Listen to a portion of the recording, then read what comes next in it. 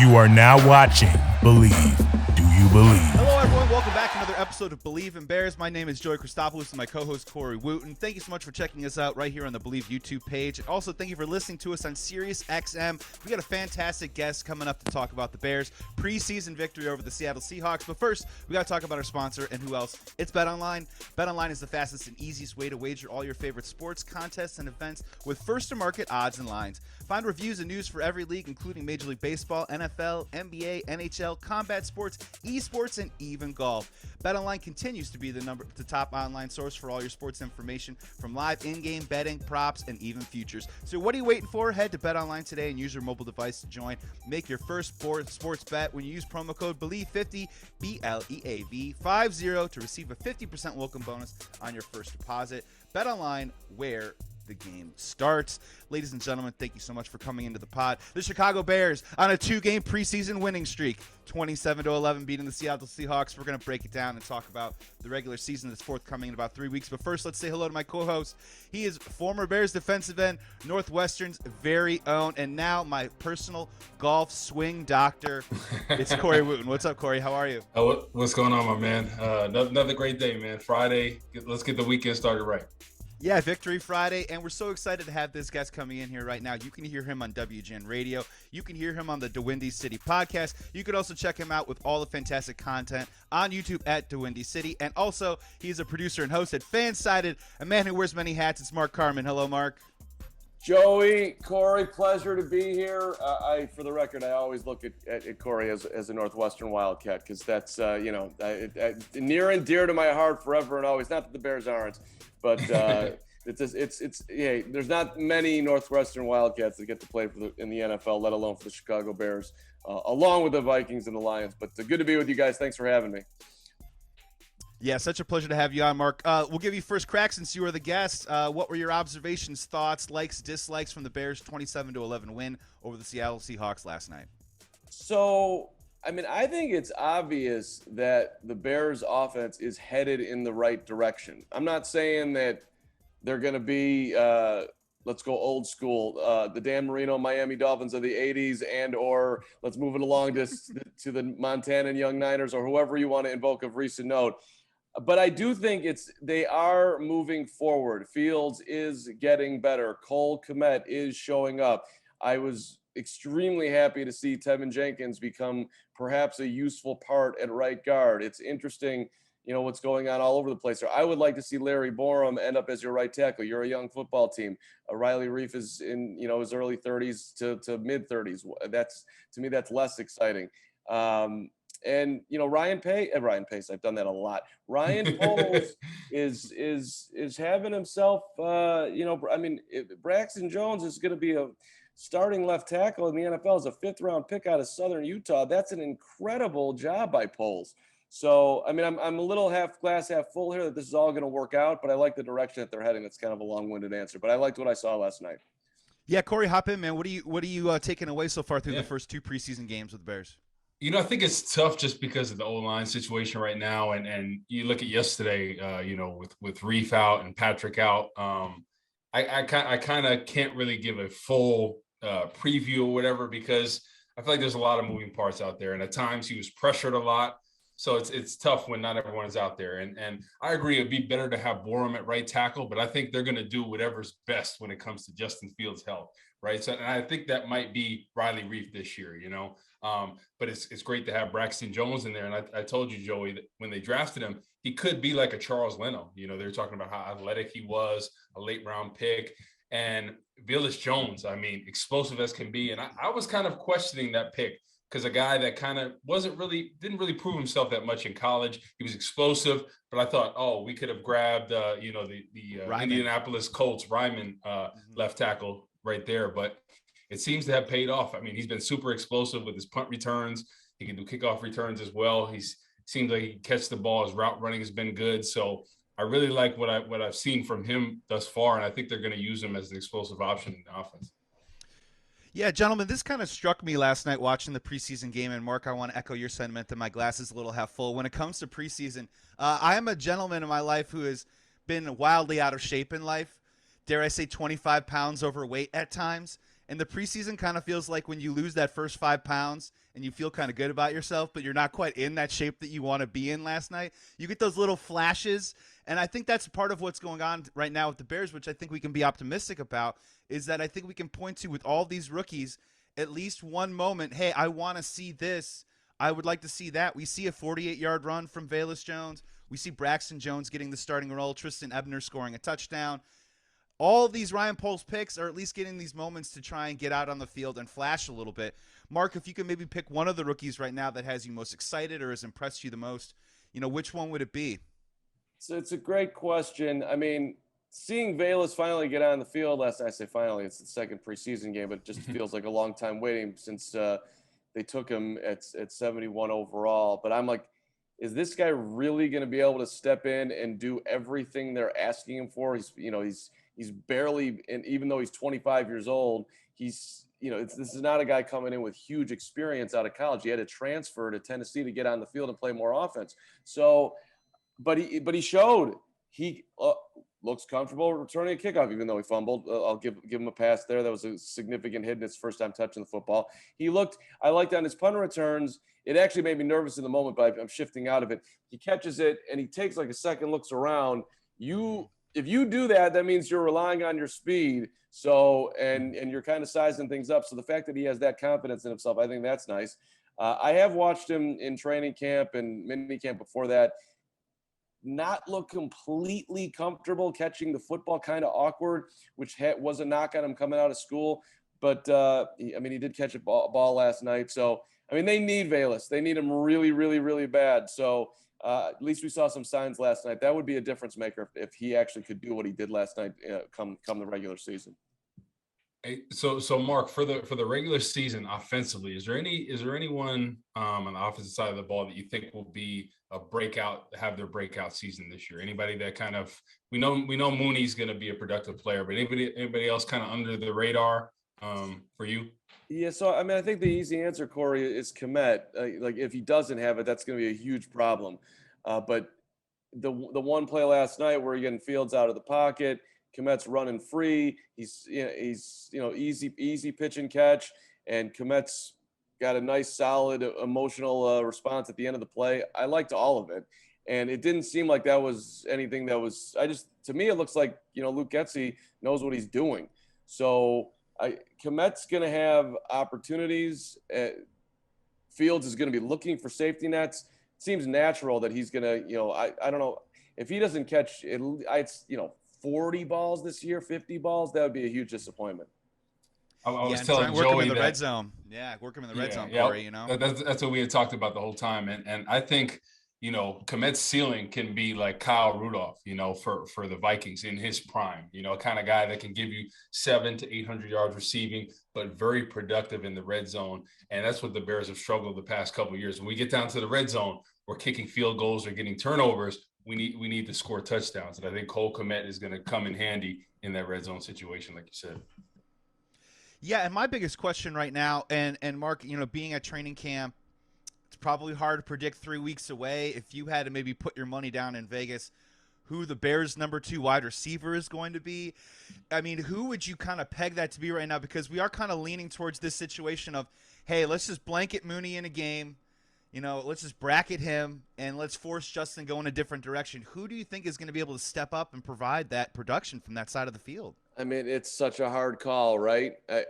Byron Pringle, you're going to step up? I don't know. You haven't been on the field. Hey, Daz Newsome, you want to just completely shock us? No, you have one good play and then you have one bad play and you don't look like you're going to be there at all. Isaiah Coulter is actually I think pretty impressive. And last night he caught a ball that the Bears didn't challenge. And Matt Eberflus, my guy, I'm rooting for you. I like you. What are you doing? Where was the challenge last? that was like overly obvious. As far as the second wide receiver goes, I have no optimism that anyone's going to step into that. And Darnell Mooney's been asked about it. Who behind you is impressing? Equiminius St. Brown, and he's like, it depends on the day. So the way I heard that was like there's no one consistent that's doing this, and that's obviously a problem. Yeah, I'm hoping it'll be Pringle because I thought, he really flashed at times in Kansas City, and I thought he was kind of behind Travis Kelce and Shadow and Tyreek Hill. So hopefully, he can come in his own, get healthy, because he's an explosive player. But you got to be on the field. Hopefully, he's getting the reps in the meeting rooms and whatnot, and he's sharp on everything, because I was predicting him to have a breakout year. Just the sample size that we've seen in Kansas City. But that part of it, Corey, like the Chiefs let him go, right? You're also, and you're saying goodbye to Tyreek. I mean, if he was good enough to be a number 2, was Kansas City letting go? I mean, I get it. They got a lot of depth over there. So, but I mean, we're reaching. There's no doubt about it. Exactly. Yeah. So. Yeah, hopefully we can run the football extremely well and then work off the play action. That Cole Kmet going, free up Mooney a little bit. Have the safety playing in the box a little bit. Yeah, and Mark, I mean, we talk a lot here on Believe in Bears about what we hope the offensive philosophy is going to be for this team this year, and I know that we like to obsess over the wide receiver room or lack thereof at this time, but, would you be on board with what we're kind of pitching a little bit of, 17, 18 carries for David Montgomery, 10 to 12 for Khalil Herbert. You're running the ball 25, 30 times a game, maybe restricting Justin Fields to 20 to 22 pass attempts, and just, kind of, I don't know, it's going to be boring at times. Maybe control the clock a little bit, try and execute in the red zone, and then hope the defense with Eberflus stays in the middle of the pack and you try and compete in games. Yeah, I'll go even further, and I wouldn't recommend this, but let's put it on the table that Justin Fields is going to have close to as many rushing yards as David Montgomery, or I don't know, something along those lines. I don't think the Bears are trying to win the Super Bowl this year, but if you actually are trying to win games, I think Fields should be racking up a bunch of yards. Now that's a crazy, you're always worried he's going to get cracked and it's going to go sideways and you're going to end up in some level of an RG3 situation or whatever. And he's much more of a pocket passer than Lamar or RG3 or whatever. I think Steve Young might be a little bit too tall because he was awful comfortable in there. But Justin doesn't want – I don't know if he really wants to play that way. But if you're actually trying to win, I think you got to have him on the move a lot. No, I agree with you on that one. I think I look at like the Tennessee Titans, like what they've done with Ryan Tannehill and the running game over there. Like rely on the running game, take the pressure off Tannehill, play great defense. And I think that's what the Bears are trying to do. And I look back at like Cam Newton early on in his career, how they tried to really protect him, right? He would throw for 190 yards, 1 touchdown, rush for a touchdown, rush for 80 yards, but they were winning games that way. And they kept the pressure on him. As the season went on, they opened up the passing package a little bit, but that's how you win games. And hey, it doesn't matter how pretty it is.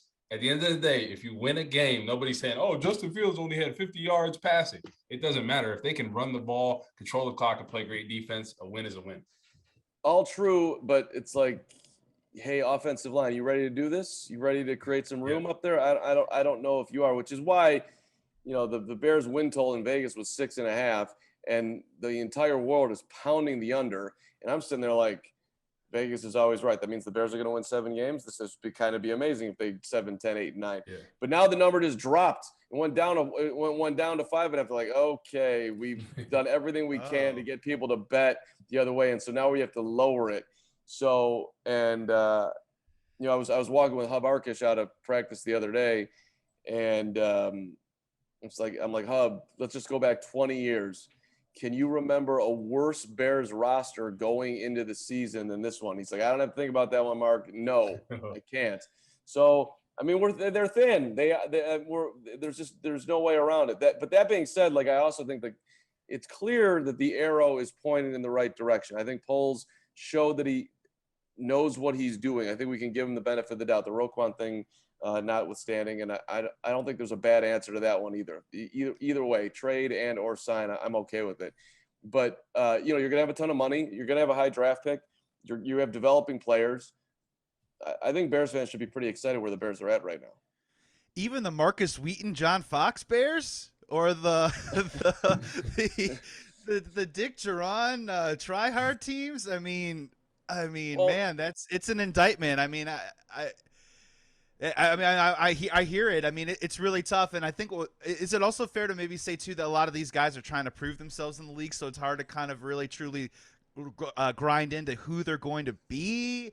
I mean, I'm trying to spin this as best I can. I mean, Justin Fields in a bad offensive line, 2 to 3 plays a game off script. We can't project that or analyze that? I mean, it's that bad, huh? It's that bereft. Well, I do think that you are going, and I got to credit my guy Adam Hogue on this one, but I agree with him. You're seeing it happening in the preseason outside of the Bears just looking bad at the end of last night executing. But these are the try-hard Bears. They're second and third string matched up against other second and third strings. They're coming back to beat Kansas City. They're beating Seattle. They're doing the hits philosophy. So I do think there is going to be an impact first year Eberflus, the guys who, the characters that they brought into this team, they're going to play really hard. And so there's a chance that they win some games that they should not win just because of attention to detail and just wanting to prove themselves to everybody in the league that they actually can be in the league, period. End of story. So I think they could end up, scratching out some wins, maybe 1, 2, 3 that they wouldn't normally get. Hey, Mark, on the defensive side of the ball, I'm kind of looking at that matchup between Trevis Gibson and Al-Qadim Muhammad. He actually went to my high school in New Jersey, Don Bosco Prep. So he's a guy that I've watched over the years. And last year, I thought he kind of had a breakout year in his first year as a starter. So what do you kind of see between them, kind of their strengths, or? I mean, I think both those guys, Corey, could end up with double-digit sacks, right? I mean, yeah. Gibson's coming, and Muhammad, solid, impactful. You see him in the backfield all the time. So I'm still nervous that the Bears are going to be short on getting pressure on the opposing quarterback. Yeah. But Robert Quinn certainly seems motivated to do it again.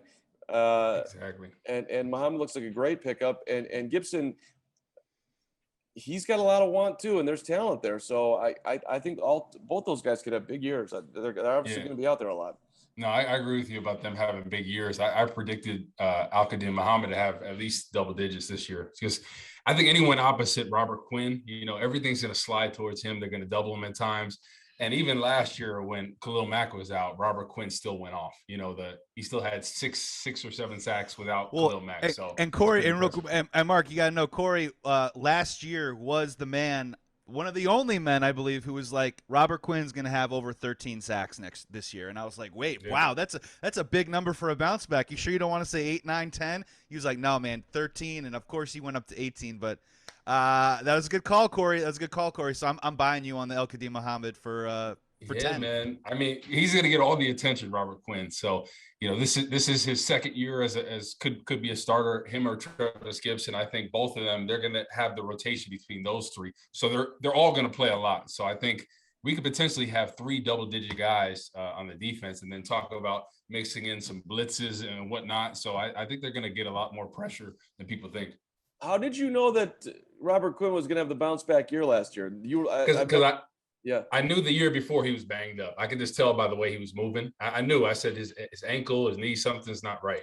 And him being the competitor, I was like, he's going to go into that offseason saying, I'm embarrassed with only having 2.5 sacks I think he had.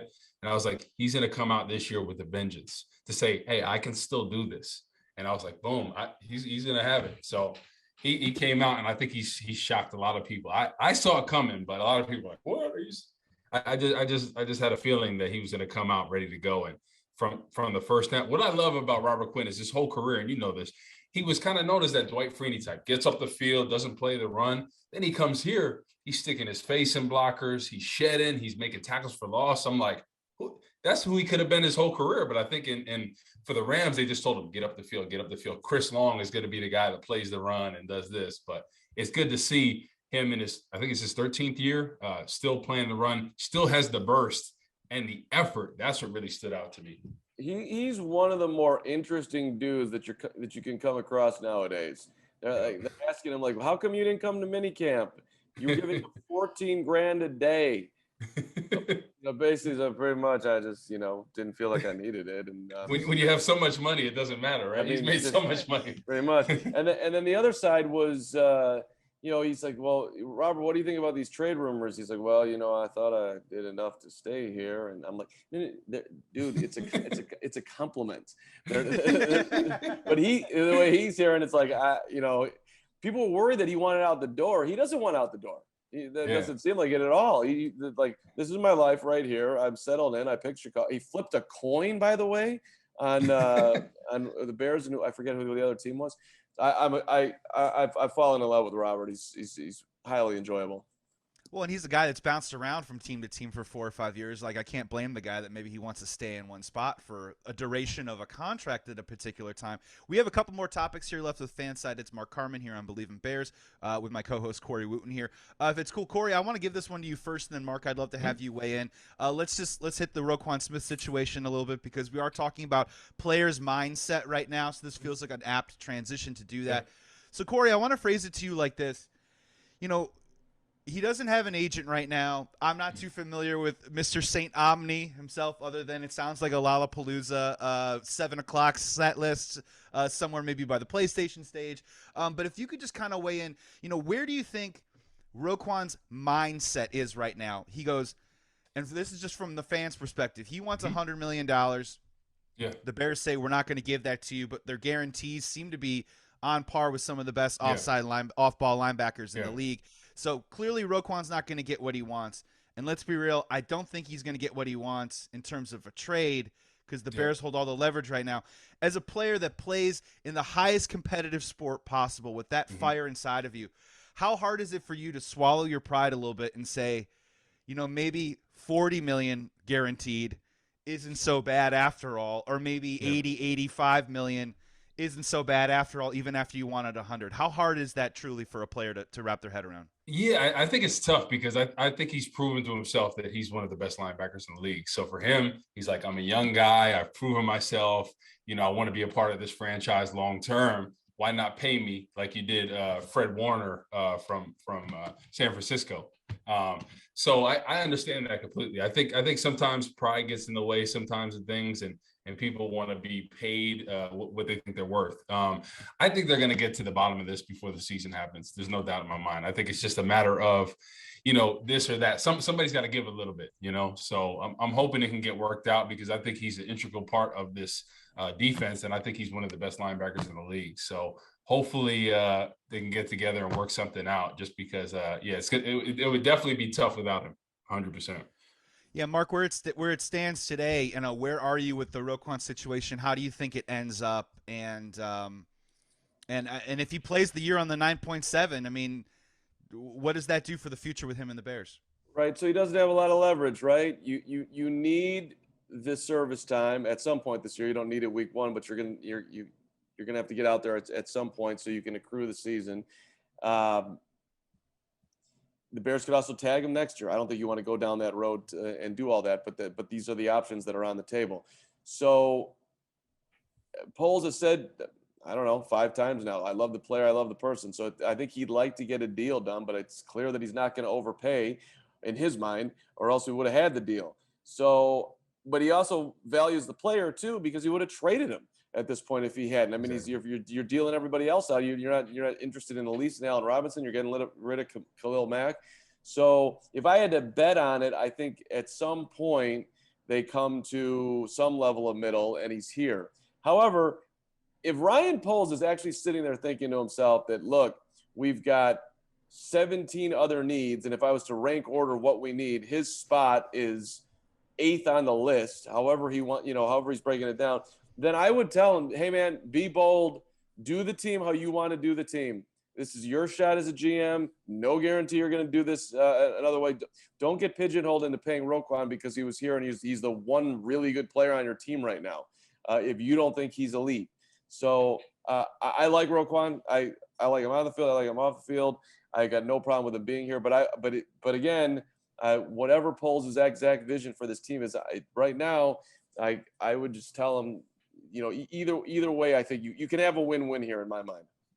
You're not trying to win this year. Really, so it's almost better. You end up trading him and you get let's say you get the number 1 overall pick. You lose a lot of games and the offense shows like it showed some growth, but you couldn't stop anyone. Well, you're not in the worst position of all time with a ton of money and a top draft pick. Well, and it just gets tough betting on yourself in the NFL, right, Corey? This isn't Lucas Giolito turning down 4 years for $50 million, which is looking increasingly worse and worse by the day. At some point, though, Roquan might have to ask himself, $40 million guaranteed dollars is not a bad way. He's only 24 years old, gets another bite at the apple at 28, 29. I mean, at some point, it's kind of on him, right, to maybe come back to the Bears and maybe take what they're offering.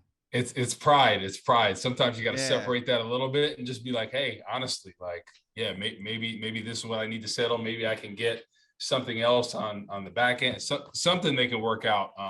But I think they will work it out before the season. I think he wants to be in Chicago, and I think they want him to be here. If he continues on this trajectory, he's going to be a Hall of Fame linebacker. So I think they want him to be here. It's very hard to draft guys that play well. So I think they'll get something worked out before the season. Final one here from Mark Carman. And Corey, I'd love to have you weigh in too as well and see if you're still sticking with your prediction right now, because I know that you are, and I got your back, buddy. I got your back no matter what.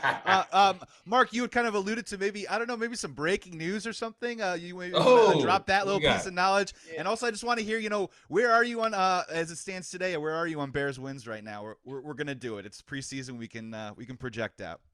I'm going to, since the number dropped to 5.5, I'll take the over on 6.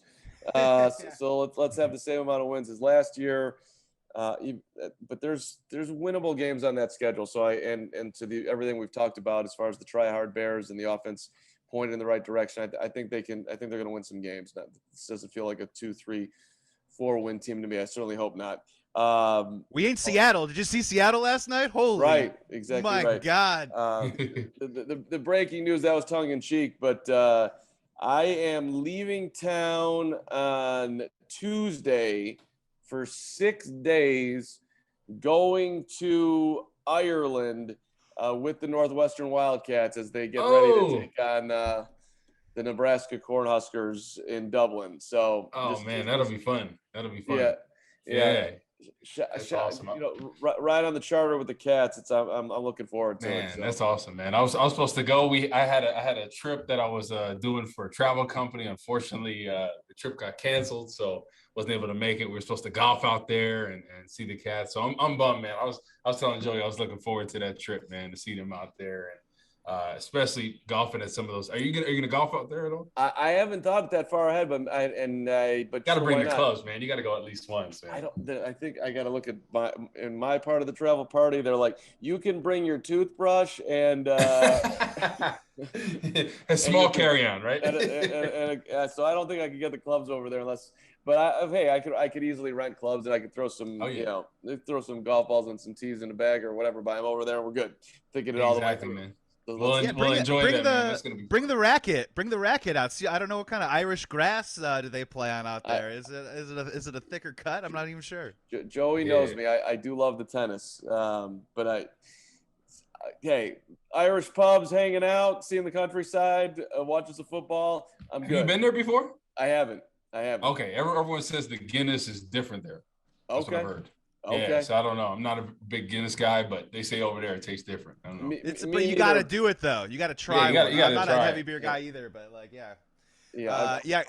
I've gotten lighter and lighter as the years have gone on. It's kind of embarrassing, but I'll have a Guinness. Let's go. We'll try it out. No problem. All right. Yeah. I was gonna say, Corey. I was gonna say, are you sticking with your double digits possible for Bears this year? But also, how you feeling about your Cats, man? Are the Cats gonna compete in this ever expanding Big Ten?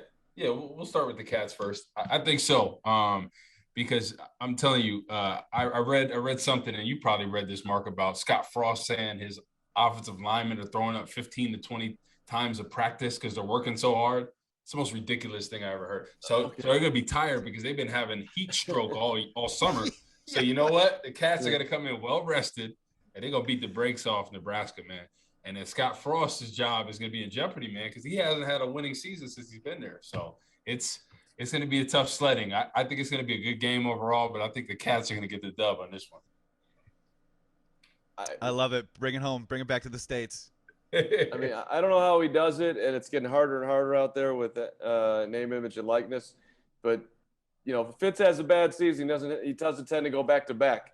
So exactly. They have been searching for a quarterback for a while right now, which is not normal. I mean, Northwestern's, historically, the best position. Yeah, quietly, some solid choices. They've always had it. Hashtag Trevor Siemian. Bazane, Mike Kafka, Dan Persa. Hey, how about Thorson. how about Trevor Siemian? Solid, Trevor Siemian, too. set it, forget it, backup, right? Kane Coulter, too. The taller Chase Daniel, like Yeah. I mean, yep. Trevor looks decent. Not that we want to see him on the field, but he's looked fine. No, I think he'll play for a long time as a backup. He's a smart guy. He can come in. He can manage the game, limit the turnover. So I think he's going to be a guy that plays for, probably 13 to 15 years as a backup. I mean, hang your hats. That's a great position to be in. Like Chase Daniel, like, man, that's money right there. Cash and checks. Let's go. Exactly. And you're not getting hit. You know what I mean? You just got to come in for a game or two, be able to lead them to victory, and you're good to go, baby. Oh, man. That and the backup catcher, maybe the best two positions ever in sports of all time.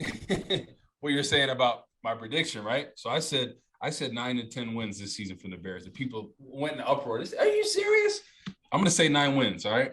And I've been saying this. The running game, you take the pressure off field, you play great defense, you stop the run, you run the football, you pound teams, wear them down. That's how they win 9 games this season. And the schedule is not that tough. That's why I'm saying 9 wins. Yeah. Commanders, Falcons, Jets, Giants. I mean, the Lions twice, excuse me. Sorry, the Hard Knocks Lions, whatever. Mark Carman, we got to get you out of here, man. Thank you so much. Fansided, it's Mark Carman here on BLEAV in Bears. Such a pleasure to always have you on, my friend. Please toss out your socials for our audience so they can make sure that they follow you. All the great content at DeWindy City all season long because it will be entertaining. It will be a bumps in the road, but DeWindy City podcast is going to be great. I appreciate it, Joey. Corey, good to see you. Let's just stick with the Carm on Twitter and the Carm 23 on Insta. Although I don't use it enough. We got to upgrade there. I love my TikTok too, baby. So that's it's gonna be we're gonna have a whole season of social media growth. That's the lean in. Are you going to be doing dances in Ireland on your TikTok? Is that, I might yes, and also like showing you the proper way to eat whatever they eat over there. Irish corned beef, right? Corned beef. There we go. Yeah, exactly. Yeah. Corned beefs and kilts down at the Carm on TikTok. You can check him out all season long for the Bears. Marky, thank you so much for coming back on the BLEAV in Bears. Guys, thanks. Appreciate it. Great to see you. Great to see you, man. Thank you so much. Thanks. Today's episode was presented by betonline.ag. 50% welcome bonus on your first deposit when you use promo code BLEAV, BLEAV50. Corey, man, great episode. Great to see you. Only a couple weeks away until the regular season starts, man. We're just warming up here on BLEAV in Bears. Take us home on another great pod. Man, another great pod. We had Mark on there. It's always great to talk to him. Man, I'm actually jealous that he's going to Ireland and I'm not. But no, he's gonna have a good time over there. He's gonna enjoy the game. Maybe have some Guinnesses, corned beef. But yeah, season's around the corner, man. Really looking forward to it. I still stand by my prediction that 9 to 10 win window. I think they're gonna surprise a lot of people. I think the thing is when your expectations aren't very high, like. No one's expecting anything from the Bears. That's when they've had the best. You look at the season, my first year in 2010 when Lovey was there, the expectations were mid-range. You 06 when they made it to the Super Bowl. Expectations, now bottom. So no one's expecting anything. So I would rather be the underdog every year, because no one expects anything from you. And then slowly you start chipping away wins. You beat this team, then you beat that team. And then all of a sudden, before you know it, they're 6-2 and everyone's like, oh, okay, what's going on here? So I like the culture that they're building. I love what Poles has done with the draft picks. I was kind of questioning some of them, but it seems like he kind of got it right, with Braxton Jones as the left tackle. Phyllis Jones has some explosive potential if they can use him right. The number 2 receiver, that's going to be the biggest question mark. Cole Kmet, I love what he's been able to do with Justin Fields. We've seen the growth from Justin Fields. I think everything is leaning towards what I've been saying, and I think people worry about that number 2 receiver, but if they can run the football well, if Cole Kmet can maybe be that number 2 before somebody else like Pringle, comes on, I think they can win the 9 games. So that would be a great season for the Bears. I just want to see growth from Justin Fields. That's the biggest thing I want to see because he is the franchise quarterback. I think some people are on the fence with him. So if we can get things going early on, run the football, take the pressure on him, let him roll out, let him use his feet a little bit, I think it'll get his confidence up, and I think the Bears can have a pretty good season. So looking forward to it, man. Corey, man, I got your back on this, dude. I mean, I've been doing this pod with you way too long, and you've been too right on too many things about what this Bears team and the direction that needs to do, the philosophy, the mindset, what it takes to win football games, man. Honestly, man, you were on it last year. They didn't do it. That's why they lost games. And so I'm buying in with you, man. I'm right there with you. And it's so funny, too, real quick, is just there's no tape on these guys. There's no NFL tape on almost 70% of this team, so we're all making these conclusions about this team. Let's get a little tape on here, and then maybe let's see where we all stand up. And if we are, as Mark said, trying hard, if we are the try-hard Bears, and we're young and we're fast, and so far we haven't made a lot of mistakes, not a lot of penalties, and we just play clean football, I think there's going to be other teams that might trip over themselves, and we might walk into some wins that no one thinks are going to happen, man. So I'm kind of with you. I'm excited. Last question for you before we go out. Yeah. What is the starting offensive lineup week 1? Okay, so it looks like they desperately want it to be Braxton Jones. In my opinion, I think Braxton Jones is definitely going to be in the mix right now. Cody Whitehair seems to be locked in at left guard. I think they're crossing their fingers that Lucas Patrick will be back by week 1. Corey, you know better than me about a broken thumb, right? That's just about pain tolerance, right? And just getting back in the mix with enough time.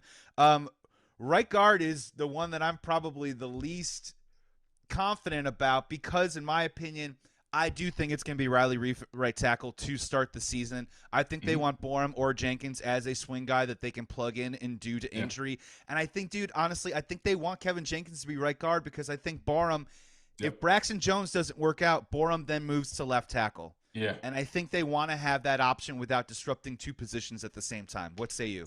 Yeah, I agree with you. I think, Braxton Jones at left tackle, Cody Whitehair at left guard, Lucas Patrick, I think he'll be healthy to go for the season. I think Tevin Jenkins is going to be the starting right guard. And then I think Riley Reef. Obviously it'd be nice to have Borum there. I just don't think they feel comfortable with him. And a couple times in the preseason, Jenkins and Borum, that's a tough sell, right? And I think that it was a great thing picking up a guy like Reef. He's had a lot of experience in this league, started a lot of games. He can play both sides of the ball if need be. But I think he's going to be that anchor at right tackle this year. He's going to get Tevin Jenkins going. They're going to work together. It's going to help Tevin Jenkins because Tevin Jenkins, I think he'd be a pretty good right guard. He's a road grader. He's nasty. So I think, kind of like that phone booth type of guy. So I think week 1, he will be the starter right guard. 100%.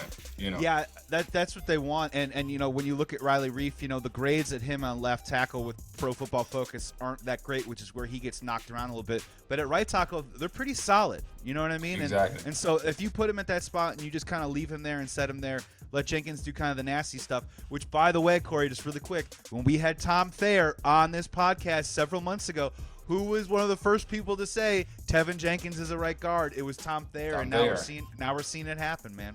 Exactly. That's a guy that watches every practice. Even when I played, right, he was watching the offensive line and defensive line at all times, right? So he'd tell you who the best end was, who the best 3 technique was, who the nose, who guard, which combinations work the best. That's what you love about Tom Thayer because he's there. He understands everything. He's played the game a long time. He knows how to break it down. And I love his commentary on offensive line and defensive line. And like in the podcast, we always used to talk when we'd be on flights to other teams, like we play the Redskins or whatever. You're talking to Tom about, the opposing offensive line. He kind of tell you this, that, and the other. So he did his research as well, even though he wasn't playing in the game because he has to know that stuff. So it's always great to have a knowledgeable guy like him on the podcast breaking everything down. Corey, man, great to see you. Great podcast today. Thank you so much again to Mark Carman for coming on. Everyone, be well, be safe. Please be good to each other. We're going to come back with plenty more action before the regular season starts. And then remember, when the regular season starts, we're going to be doing breakdowns of the game and also doing a preview for you on the weekly with some great guests, too, as well. And, of course, my favorite great guest and my co-host, Mr. Corey Wootton himself right now. The defensive line guru right now. bringing golf the coach. And golf swing coach, too, as well, which, honestly – is more personal for me than the audience. I need that so desperately. Thank you so much for tuning into the pod. Thank you for watching on YouTube. Comment and question below. Thank you for listening to us on SiriusXM. And bear down. We'll see you next time.